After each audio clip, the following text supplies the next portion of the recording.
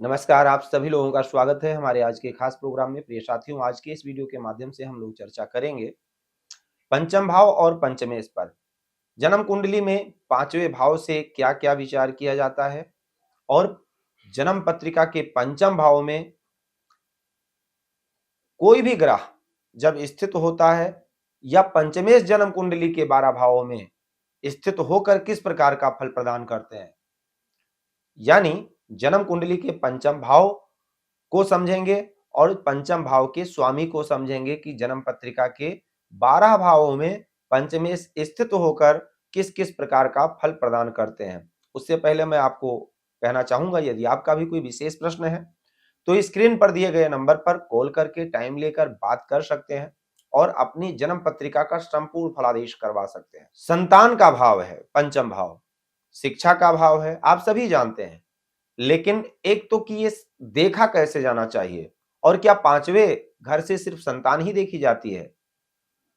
पांचवा घर का स्वामी क्या सबसे ज्यादा दे सकता है? पांचवें घर का जो स्वामी है ना, वो सबसे ज्यादा क्या दे सकता है? इसकी क्या विशेषता है हमारे जीवन में? और ये थोड़ा विस्तार से जानते हैं। पांचवें घर का स्वामी कुंडली के विभिन्न भावों में स्थित होकर किस प्रकार के फल प्रदान करते हैं, इसके बारे में हम लोग विस्तार से जानेंगे आज। सबसे पहले बात होगी कि पंचम भाव क्या है। पंचम भाव हमारा फ्यूचर है। इसको पूर्व पुण्य का स्थान भी कहा जाता है, यानी पूर्व जन्म के किए हुए कर्मों का फल भी ये दर्शाता है। ये स्थान क्यों हमारे लिए फ्यूचर का स्थान कहा जाता है? क्योंकि पूर्व के कर्मों को दर्शाता है। क्योंकि ये हमारी संतान ही हमारा, देखिए संतान जो है हमारी ना, वो संतान हमारा फ्यूचर है, फ्यूचर को दर्शाती है। पूर्व में किए हुए कर्मों के फल के आधार से हमें संतति प्राप्त होती है और संतति हमारे फ्यूचर को दर्शाती है। संतान कैसी होगी? किसी ने कहा है ना कि पूत सपूत तो क्यों धन संचय और पूत कपूत तो क्यों धन संचय। हमारी संतान कैसी होगी उसके आधार से हमारा फ्यूचर, देखिए संतान अगर अच्छी है निश्चित है प्रफुल्लित तो होंगे। अगर संतान खराब है, बहुत धन कमा लिए, लास्ट में निकाल दिया और वृद्धा आश्रम का सहारा लेना पड़ा तो क्या हुआ? तो वो भी फ्यूचर दर्शाती है ना। इसलिए पूर्व जन्मों के पुण्यों से, क्योंकि संतान को हम जन्म देते हैं, पंचम भाव क्रिएटिव भाव माना जाता है। जन्म देने वाला अंतर मन के कौशल्य को प्रकट करता है पंचम भाव, कला को कलात्मक चीजों को प्रकट करता है पंचम भाव, जन्म दाता है पंचम भाव। और जन्म वही होगा, उसी चीज का जन्म होगा जो बीज बोया गया होगा। बीज जो बोया गया होगा वही फल पौधा बन करके प्रकट होगा धरती से। अब मतलब आप संक्षेप में यही समझ लीजिए कि हम जिस प्रकार का बीज बोते हैं धरती में, तो पौधा तो वही तैयार होगा, चाहे आम का हो, नीम का हो, बबूल का हो, बैर का हो, आदि इत्यादि, है ना। तो ऐसे ही पंचम भाव पूर्व जन्म है। कौन सी कला छुपी हुई है हमारे अंदर, कौन सा ज्ञान छुपा हुआ है, ये दर्शाता है पंचम भाव। हमारा भविष्य, हमारा परिवार का भविष्य सुधर जाता है अगर संतान अच्छी हो। दूसरे नंबर पर यह सरकार का भाव है। सरकार से लाभ, सरकारी धन से लाभ, मंत्र साधना का भाव है। मंत्र की साधना कैसी होती है? विद्या का भाव है, बुद्धि कौशल का भाव है, आपकी कलात्मक क्रिएटिविटी, मतलब हम कैसे कितने अच्छे कलात्मक हो सकते हैं, ये पांचवा भाव ही बताएगा।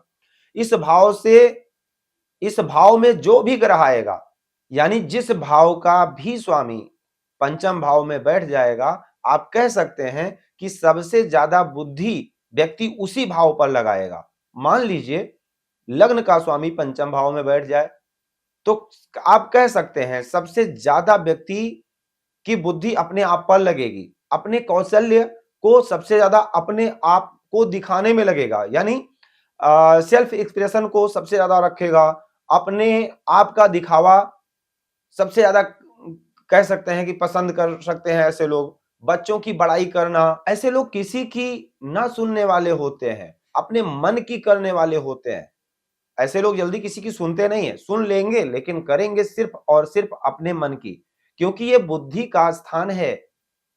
लग्नेश अगर पंचम भाव में बैठता है तो अपनी ही बुद्धि से व्यक्ति सब कुछ करता है, इसलिए अपने को हमेशा बनाव श्रृंगार करके पेश करते हैं।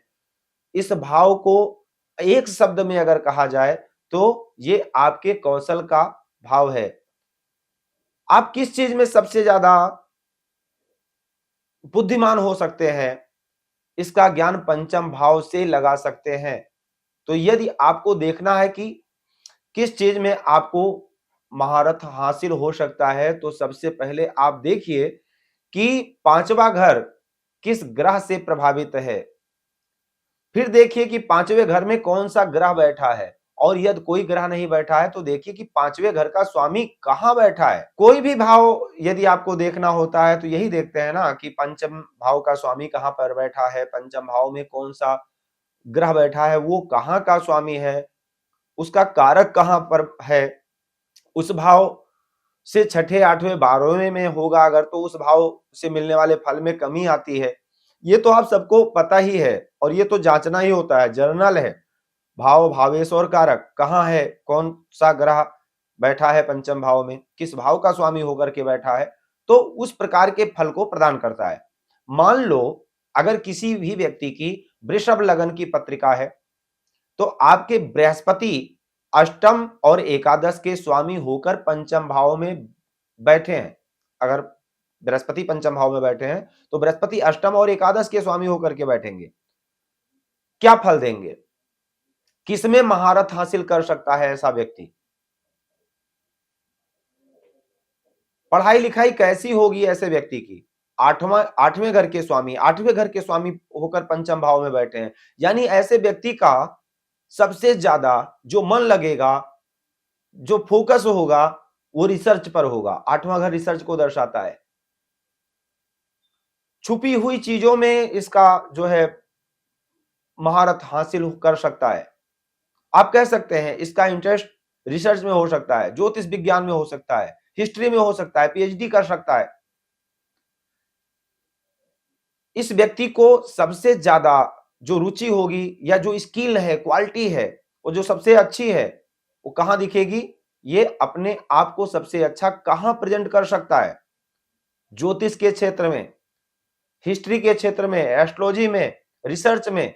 और यदि कमजोर हो तो पढ़ाई कमजोर होगी, यही सारी चीजें कमजोर हो सकती हैं। शुभ ग्रह है तो मंत्र साधना सिद्धि हो सकती है।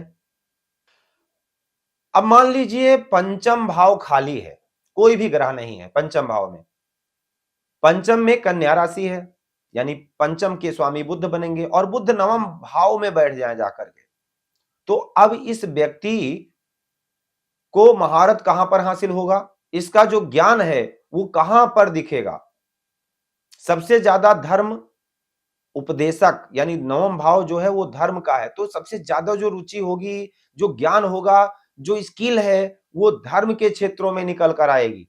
ऐसे व्यक्ति धर्म उपदेशक हो सकते हैं, प्रवचनकर्ता हो सकते हैं, प्रोफेसर हो सकते हैं, टीचर हो सकते हैं। यदि पंचमेश पीड़ित होगा तो आप किसी के सामने बात नहीं कर पाएंगे, आपका सेल्फ एक्सप्रेशन अच्छा नहीं होगा, अंदर अंदर घुटते रहते हैं ऐसे लोग, आप मंत्र साधना से दूर भागेंगे, आप हमेशा भविष्य के लिए चिंतित होंगे। लेकिन क्योंकि भाग्य स्थान है, भाग्य को डिस्टर्ब कर सकता है, अगर पंचमेश पीड़ित होकर के वहां पर बैठेगा, फ्यूचर को लेकर के टेंशन हो सकती है, उसको संवारने के लिए आप प्रयास नहीं करेंगे, फ्यूचर को चिंतित रहेंगे लेकिन प्रयास नहीं करेंगे, कुछ सीखने का प्रयास नहीं करेंगे, अपने अंदर की क्वालिटी को निखारने का प्रयास नहीं करेंगे। तो पांचवा घर आपका आधार है, तो इसी से तो दुनिया जीती जा सकती है, कौशल्य से, बुद्धि से, अपनी क्वालिटी से। जो आपके अंदर, हर व्यक्ति के अंदर कुछ विशेष होता है, उसको पहचानने की जरूरत है। हम कहां पर किस क्षेत्र में जाकर महारत हासिल कर सकते हैं, अपने जो हमारे पास मणि है ज्ञान की, उसको हम उजागर कर सकते हैं। अब यदि पंचम भाव का स्वामी लग्न में स्थित हो, तो अगर आपका पंचमेश लग्न में होगा तो आपके बच्चे सेम टू सेम आपकी पर्सनालिटी के होंगे। मतलब आपका आपके संतान स्थान का स्वामी अगर लग्न में बैठेगा तो एक तो पहली बात है बहुत अच्छा राजयोग बन जाएगा। पंचम के स्वामी है, त्रिकोण के स्वामी है, धर्म त्रिकोण के स्वामी है, धर्म त्रिकोण में स्थित है, लग्न में आ गए। आप बहुत टैलेंटेड हो सकते हैं, प्लानिंग में माहिर हो सकते हैं, भाग्य आपका अच्छा होगा और आपकी संतान भी बहुत अच्छी होगी। जैसे कि मैंने पहले ही बताया है कि ऐसे लोग अपने आप को थोड़ा बढ़ा चढ़ा करके दिखाते हैं। अब यदि अगर पंचमेश दूसरे भाव में होगा तो परिवार के संस्कारों की बड़ी झलक होगी आपकी पर्सनालिटी में। आपके परिवार में आपके परिवार के संस्कारों की बड़ी झलक आप पर दिखेगी। पारिवारिक बिजनेस बढ़ा देना मतलब आपका पंचमेश क्या है? बुद्धि तो है, आपका आपके अंतर्मन का ज्ञान ही तो है। अगर आपका पंचमेश दूसरे भाव में बैठा है तो निश्चित है आप अपने परिवार को एक और अच्छा प्रस्तुत कर देते हैं। मतलब आपका परिवार जैसा भी हो, लेकिन आप जब से समझदार होते हैं, बड़े होते हैं, तब से कहीं ना कहीं परिवार की छवि को भी बढ़ाते हैं, परिवार के बिजनेस को भी बढ़ाते हैं। शब्दों से खेलना जानते हैं आप, क्योंकि वाणी स्थान है ना, आपके शब्द बहुत जबरदस्त होते हैं। बिजनेस की क्वालिटी यानी बातचीत करने की जो क्वालिटी है ना, बहुत अच्छी होगी, जबरदस्त होगी। बहुत अच्छे वक्ता हो सकते हैं आप, बहुत अच्छे सिंगर भी हो सकते हैं और ये एक बहुत अच्छा धन योग भी है।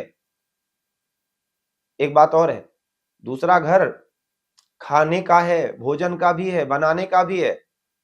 तो आप खाना भी बहुत अच्छा जानते हैं और बनाना भी बहुत अच्छा जानते हैं। आप बहुत अच्छे कुकिंग हो सकते हैं, फाइनेंस एडवाइजर हो सकते हैं, धन भाव है। क्योंकि आपकी बुद्धि का स्वामी अगर धन भाव में बैठा है तो आप फाइनेंस के एडवाइजर हो सकते हैं। अब तीसरे भाव में अगर बैठा है पंचमेश, अपने से एकादश जरूर है, तो बोलने में माहिर होंगे, बहुत अच्छा वक्ता हो सकते हैं। आप मीडिया क्षेत्र में बहुत अच्छा महारत हासिल कर सकते हैं, ब्लॉगर हो सकते हैं, यात्राओं में बहुत अच्छा कर सकते हैं, बहुत अच्छे खिलाड़ी हो सकते हैं, बहुत अच्छे वक्ता मीडिया क्षेत्र में, आर्ट मीडिया में बहुत अच्छी, और आप फेमस हो सकते हैं, बहुत अच्छे फेमस हो सकते हैं। अपने आप को फेमस करने के लिए आपको पता है हमको क्या करना है। अब चौथे भाव में हो तो पहली बात तो यह है कि पंचमें सपने से 12वें गया, लेकिन अच्छी बात यह है त्रिकोण का स्वामी केंद्र में गया, तो विदेश के लिए अच्छा है। मां से लगाव काफी अच्छा होगा, बुद्धि आपके मां के जैसी आपकी बुद्धि होगी। तो यहां पर अगर देखा जाए, अगर चतुर्थेश अपने से 12वें है तो कहीं ना कहीं ये देश विदेश से आपको लाभ अच्छा करवा सकता है। क्योंकि वैसे भी अगर देखा जाए कोई भी ग्रह अपने से जब 12वें जाता है तो दूर दे अपनी बुद्धि का अगर इस्तेमाल अगर आप जन्म स्थान से दूर करते हैं तो बहुत अच्छा होगा। अब अगर 5वें घर में बहुत अच्छा है, संतान, ज्ञान, कौशल, बुद्धि सब कुछ, आप 5 भाव का स्वामी भाव में ही है, पंचम भाव के लिए बहुत अच्छा है, आपका टैलेंट बहुत अच्छा होगा।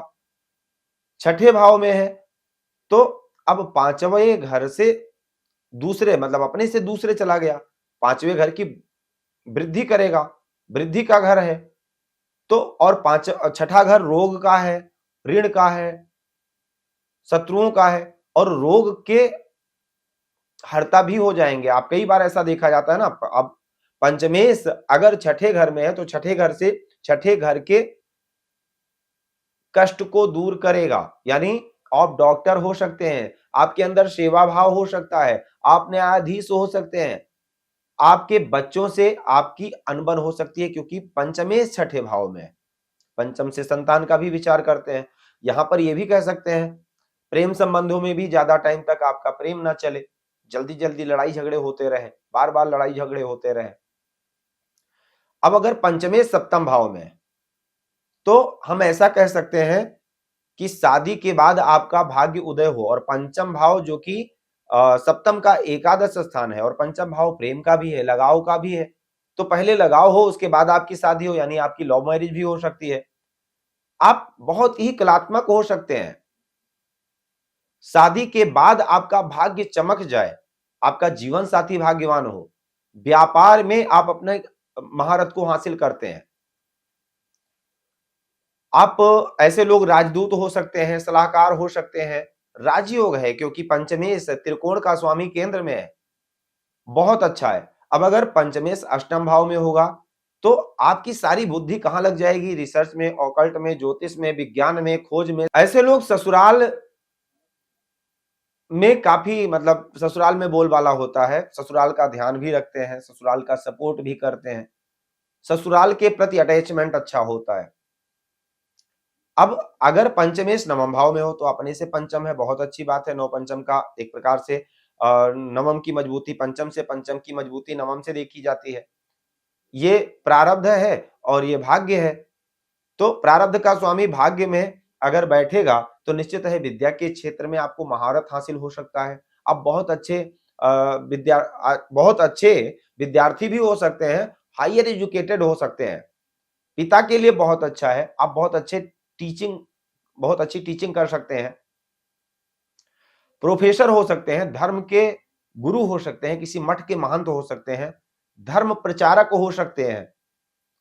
और अगर दसम भाव में बैठा हो पंचमेश तो करियर के लिए बहुत अच्छा है क्योंकि त्रिकोण का स्वामी केंद्र में है और आप अपनी सारी बुद्धि को, अपने सारे ज्ञान को आप कर्म क्षेत्र पर लगा देते हैं तो निश्चित है आपके करियर के लिए बहुत अच्छा होगा। सरकारी क्षेत्र से आपको काफी अच्छा लाभ मिलता है। ऐसे लोग देखिए, अब कर्म स्थान से 8वें घर का है, शुरुआत में थोड़ी मेहनत करनी पड़ेगी लेकिन अच्छे स्तर तक कहते हैं ना, जीरो से हीरो बन जाना, सीईओ तक बन जाते हैं ऐसे लोग।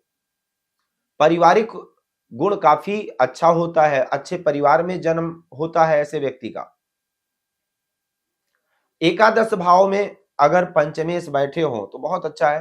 पहली बात तो वृद्धि का भाव है, बुद्धि से आप अपने कौशल बुद्धि से कामनाओं की पूर्ति कर लेंगे। आपका नेटवर्क सर्कल काफी अच्छा होगा, सोशल सर्कल लंबा चौड़ा होगा और बड़े लोगों से जुड़ करके आप काफी अच्छा लाभ कमा सकते हैं। और आपकी बुद्धि आपके बाहर सर्कल में, आपके सोशल सर्कल में आपकी दिखेगी। जैसे कहते हैं ना, माइक, मंच पर माइक आपको ही पकड़ा दिया जाए बोलने के लिए। अब अगर पंचमेश द्वादश स्थान में होगा तो ऐसे लोग विदेश में जाकर शिक्षा अध्ययन करते हैं, अपने जन्म स्थान से दूर जाकर के शिक्षा अध्ययन करेंगे। अब द्वादश स्थान जेल का भी होता है तो जेलर भी हो सकते हैं, यानी बड़े अस्पताल की जॉब भी हो सकती है, बड़े डॉक्टर भी हो सकते हैं। और पाप प्रभाव में हो तो सरकारी कार्यों में चोरी भी करते हैं, चोरी से बचना भी चाहिए सरकारी कार्यों में। अगर पंचमेश द्वादश स्थान में हो, पीड़ित हो, पाप प्रभाव में हो। बैंकर हो सकते हैं, बैंक में कार्यरत हो सकते हैं, इन्वेस्टर हो सकते हैं, क्योंकि द्वादश स्थान इन्वेस्ट का भी है। लेकिन अफेयर से बचें, अपने जन्म स्थान से दूर, मतलब क्योंकि पंचमेश द्वादश स्थान में है, प्रेम स्थान का स्वामी द्वादश स्थान में है, भोग स्थान में है। ऐसे में कई बार अफेयर हो जाता है जिससे मैरिज लाइफ खराब होती है। तो ये है पंचम भाव और पंचमेश का द्वादश स्थान में स्थित होकर किस प्रकार के फल प्रदान करते हैं, इस वीडियो के माध्यम से हम लोगों ने जाना। अब आज के लिए सिर्फ इतना ही। आप सभी लोगों का बहुत बहुत धन्यवाद। जय सिया राम।